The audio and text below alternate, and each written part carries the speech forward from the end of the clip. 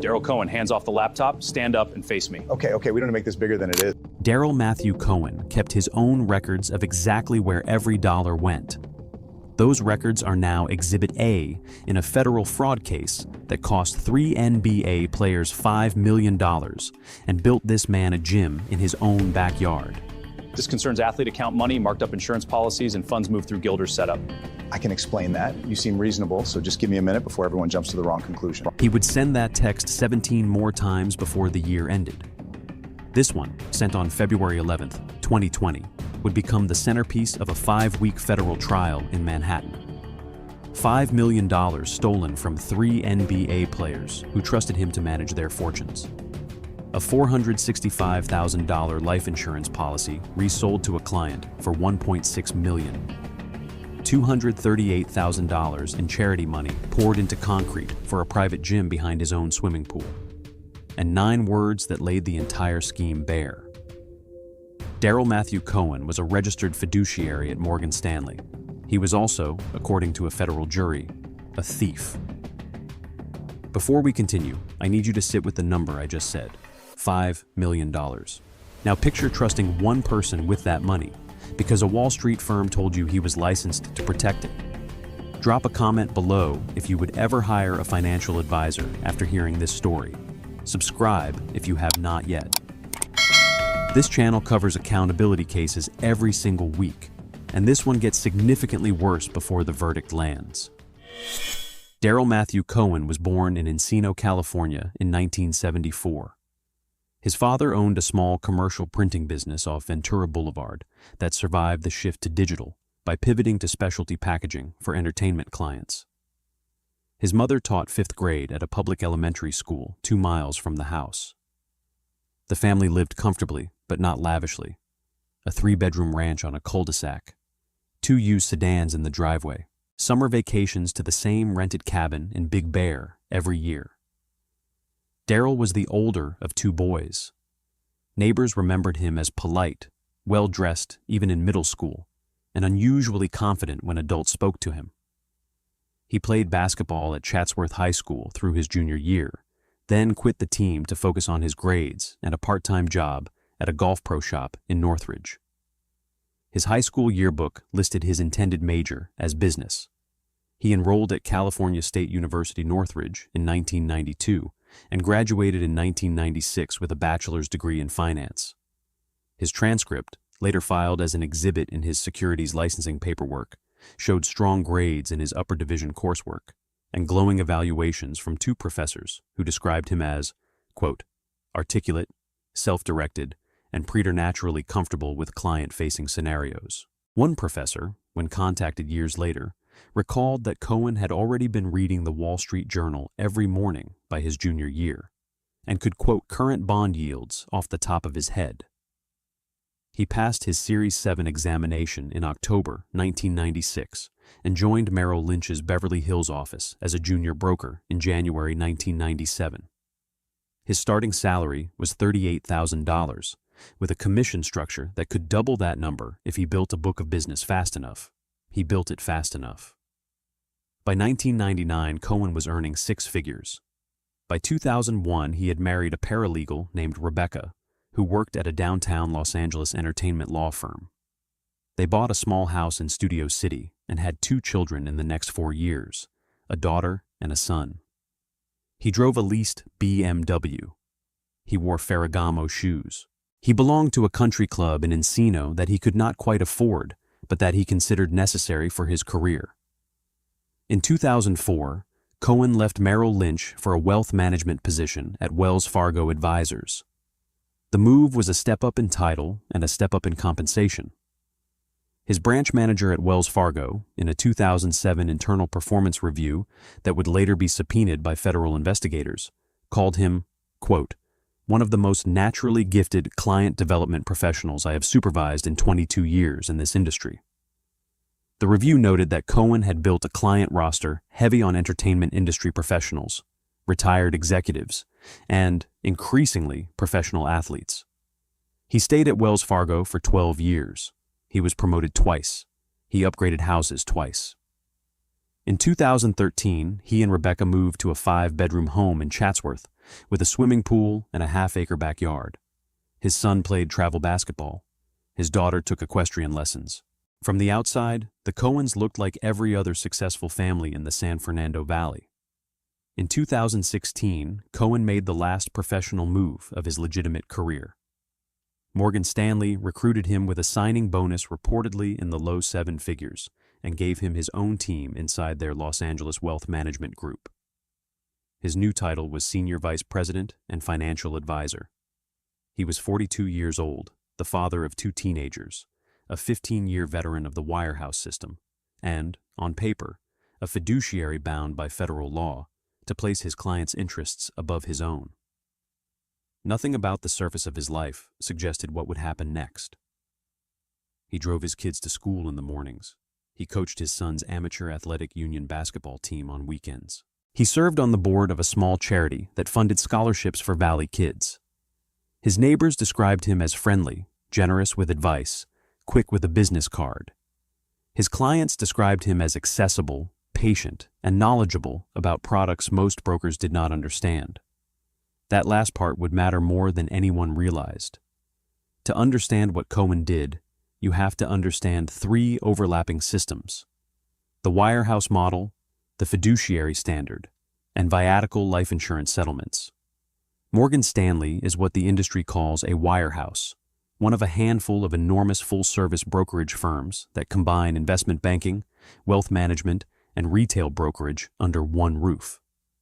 Wirehouses give their financial advisors direct access to client brokerage accounts, the ability to execute trades on their clients' behalf, and the authority to recommend investment products from a menu vetted by the firm's compliance department. In exchange, the firm imposes layers of internal supervision. Trades over certain thresholds require branch manager approval. Outside business activities must be disclosed and pre-cleared. Certain complex or illiquid investment products cannot be sold through the firm's platform at all. The compliance department reviews communications, monitors account activity for red flags, and answers to the Securities and Exchange Commission, the Financial Industry Regulatory Authority, and internal audit. When a client at a firm like Morgan Stanley signs an advisory agreement, that advisor becomes a fiduciary under the Investment Advisors Act of 1940. That word carries specific legal weight. A fiduciary is required, by statute, to place the client's financial interests above his own. He must disclose all conflicts of interest. He must recommend only investments that are suitable for the client's risk tolerance, time horizon, and objectives. He cannot personally profit from a transaction his client makes without disclosing that profit in writing. The third system is viatical life insurance settlements. In a viatical transaction, a terminally ill policyholder sells his existing life insurance policy to a third-party investor for a lump sum. The investor pays the premiums going forward and collects the death benefit when the policyholder dies. The mathematics work when the policy is purchased at a steep discount to face value, when the projected life expectancy of the seller is short, and when the buyer has the patience to wait. Viaticals are legal. They are also complex, illiquid, largely unregulated at the federal level, and famously opaque in pricing. Two different intermediaries can quote the same policy at wildly different numbers, and the ultimate buyer has almost no way to independently verify what the policy actually cost anyone upstream in the chain. That opacity was the gap Cohen would drive an 18-wheeler through. Cohen's professional athlete clientele had grown steadily during his years at Wells Fargo, but at Morgan Stanley, it accelerated. By 2018, his book included 3 current or former NBA players: Drew Holiday, Chandler Parsons, Courtney Lee. All 3 had signed 9-figure contracts. All 3 had entrusted a substantial portion of their liquid wealth to Cohen's advisory management.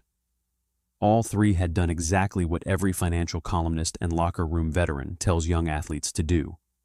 Find a licensed professional at a major firm. Trust him. Focus on your career. Cohen introduced each of the 3 to an independent financial planner named Brian Gilder. Gilder was not an employee of Morgan Stanley. Cohen described him to the players as a specialist in a category of investment product that Morgan Stanley itself would not touch. a category Cohen framed as offering unusually attractive risk-adjusted returns for high-net-worth clients who could afford illiquidity. That category was viatical life insurance settlements.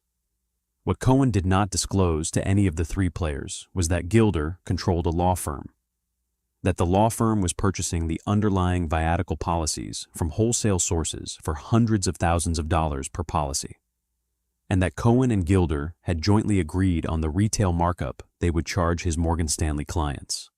The markups were staggering. For Chandler Parsons, the markup was 222%.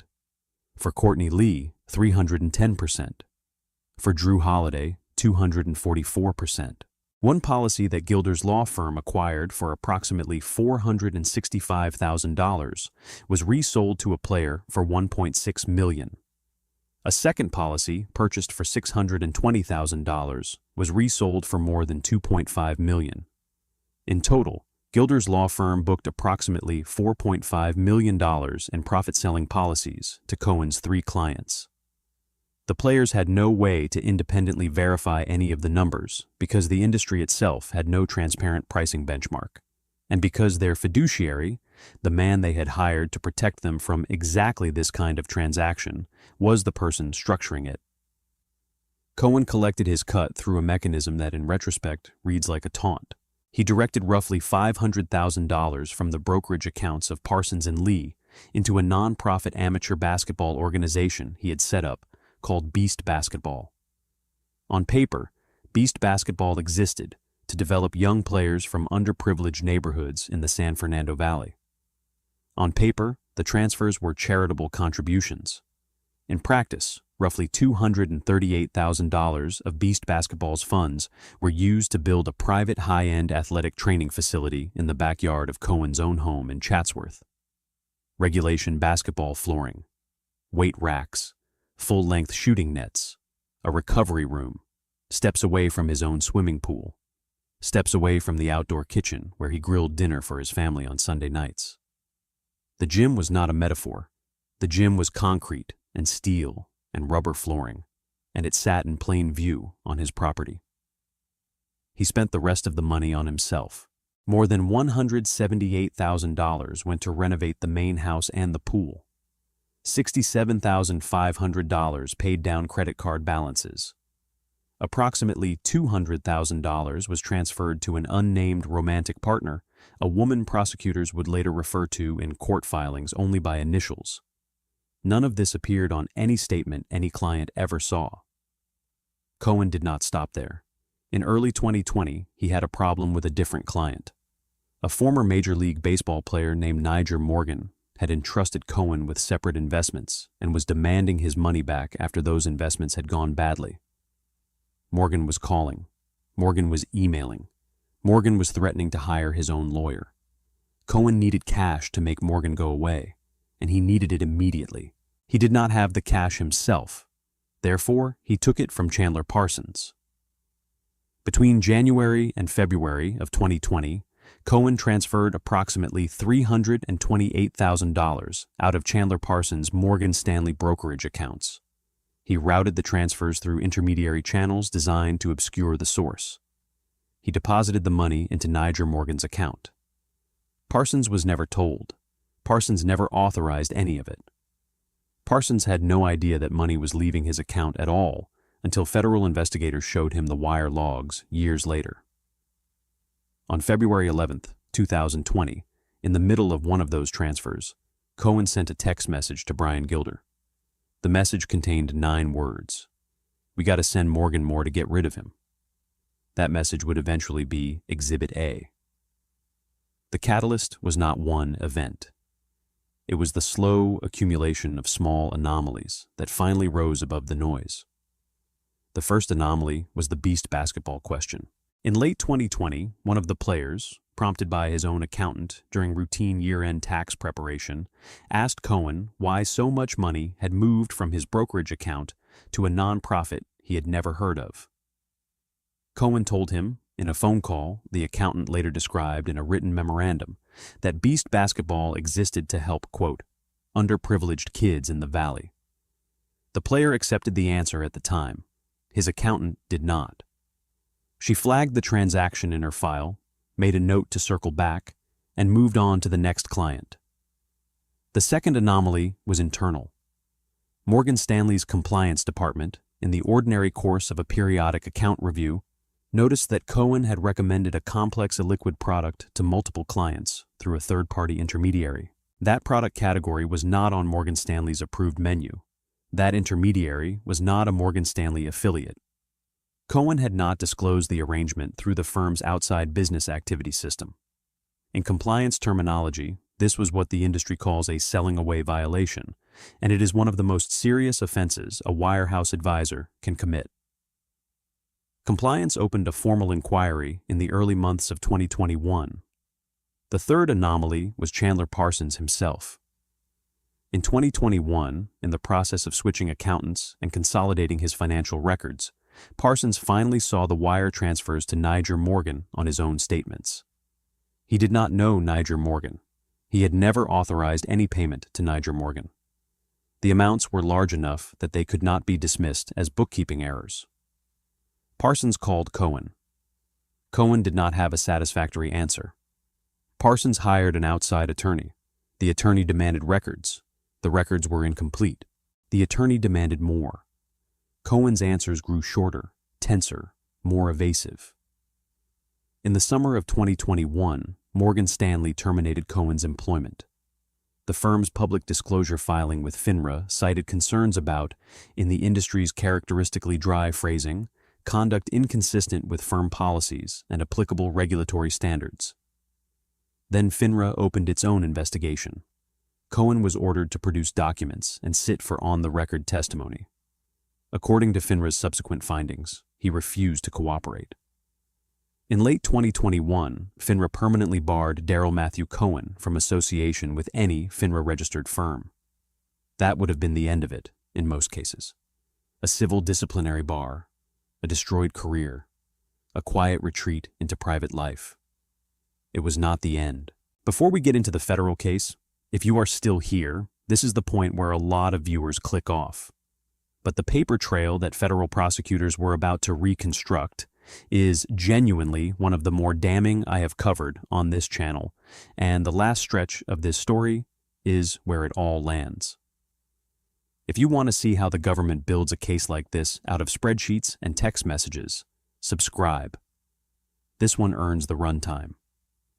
The Securities and Exchange Commission's Los Angeles Regional Office opened a parallel investigation in late 2021, coordinating with FINRA and, quietly, with the U.S. Attorney's Office for the Southern District of New York.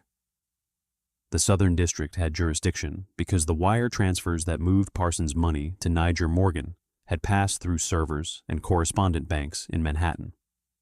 The investigation was document-heavy from the beginning. SEC staff attorneys subpoenaed Cohen's Morgan Stanley email account, his personal Gmail account, his phone records from 3 different carriers, and every wire transfer log, brokerage statement, and internal compliance memo generated during his 5 years at the firm. They subpoenaed Brian Gilder's law firm records. They subpoenaed the wholesale viatical policy sellers upstream from Gilder. They subpoenaed the escrow accounts through which the policies had been assigned. They built a spreadsheet. The spreadsheet was the entire case. Column A listed the face value of each viatical policy sold to a player. Column B listed the wholesale price Gilder's law firm had paid for that same policy. Column C listed the retail price Cohen had charged the player. Column D calculated the markup as a percentage. Column E identified where the profit had ultimately been distributed. For every policy, the numbers told the same story. A policy purchased for a fraction of face value, resold at multiples of what the intermediary had paid. Profits routed through Gilder's law firm and Cohen's Beast basketball nonprofit. Money that left 3 NBA players' accounts landing in Cohen's home renovations, Cohen's credit card payoffs, Cohen's girlfriend's account, and Cohen's backyard gym. Then there were the text messages. Investigators recovered thousands of messages between Cohen and Gilder from a 2-year span. Most were mundane, logistics, scheduling, casual banter. But scattered throughout the archive were exchanges that read, in prosecutors' framing, like an operations manual for the fraud. Cohen to Gilder, October 4th, 2019. Parsons signed. Send me the docs to countersign. Same markup as last one. Gilder to Cohen, October 4th, 2019. 222 or higher. He will never see the ticket. Cohen to Gilder, October 4th, 2019. 222 is fine. Anything more, and his accountant might get curious. Cohen to Gilder, February 11th, 2020. We gotta send Morgan more to get rid of him. Gilder to Cohen, February 11th, 2020. How much do you want to send from the Parsons book? Cohen to Gilder, February 11th, 2020. Whatever it takes, just make it clean. Every one of those exchanges was recovered, printed, exhibited, and eventually read into the record at trial. The forensic accounting completed the picture. Investigators traced roughly $500,000 from Parsons and Lee brokerage accounts to Beast Basketball. From Beast Basketball, they traced approximately $238,000 directly to a Chatsworth-based general contractor. From the contractor, they traced payments to a concrete supplier, a sports flooring installer, a strength equipment vendor, and a swimming pool renovator, all invoiced to Cohen's home address. The gym existed. The construction was documented. Aerial photographs of the property, obtained under subpoena from a commercial real estate database, showed the facility clearly visible from above. In March 2023, the SEC filed a civil enforcement complaint in the Southern District of New York. On the same day, the U.S. Attorney's Office for the Southern District unsealed a criminal indictment naming Darrell Matthew Cohen, Brian Gilder, former NBA agent Charles Briscoe, and businessman Calvin Darden Jr. as co-defendants. All four faced one count of conspiracy to commit wire fraud and one count of wire fraud. Cohen alone faced an additional count of investment advisor fraud under Title 18 United States Code, Section 1348, and Title 15 United States Code, Section 80, B-6. The case was assigned to U.S. District Judge Vernon S. Broderick. The confrontation that mattered did not happen in a body cam-equipped hallway. It happened in a conference room on the 23rd floor of a Manhattan law firm's Los Angeles office in the fall of 2022, roughly 5 months before the indictment was unsealed. Cohen sat on one side of a walnut conference table with his defense attorney. Across from him sat two assistant United States attorneys from the Southern District's Complex Frauds and Cybercrime Unit and a senior investigator from the SEC. The lawyers had brought a banker's box of printed exhibits. They set the box on the table without opening it. The lead prosecutor started with a single question. Prosecutor: Mr. Cohen, can you walk us through what Beast Basketball actually did with the money it received from the Parsons and Lee accounts? Cohen looked at his attorney. His attorney nodded.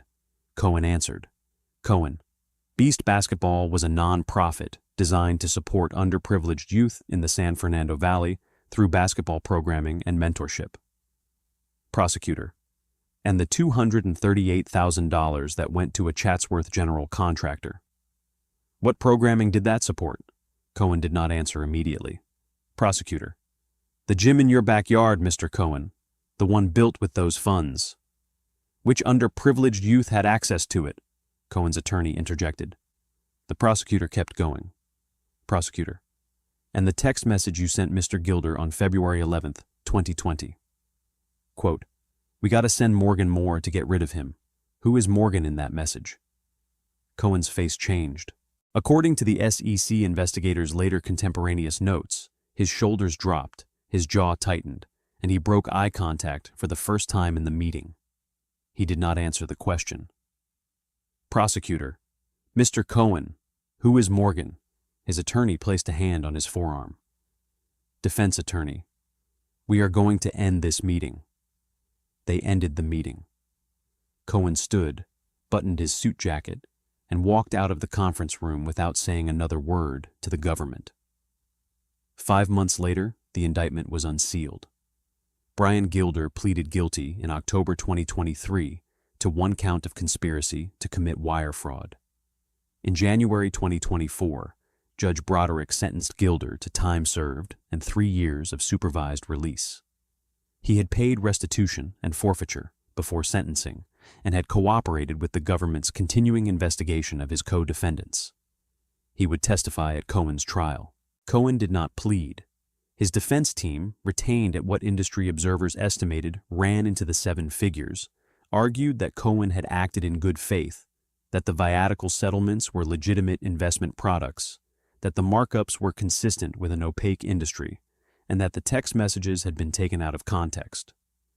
They argued that the Beast basketball spending was a matter of non-profit governance rather than criminal fraud.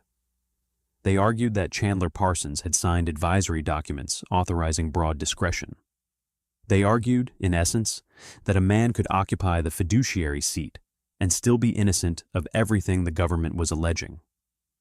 The jury heard the arguments over 5 weeks in early 2026. They heard from Drew Holiday. They heard from Chandler Parsons. They heard from Courtney Lee.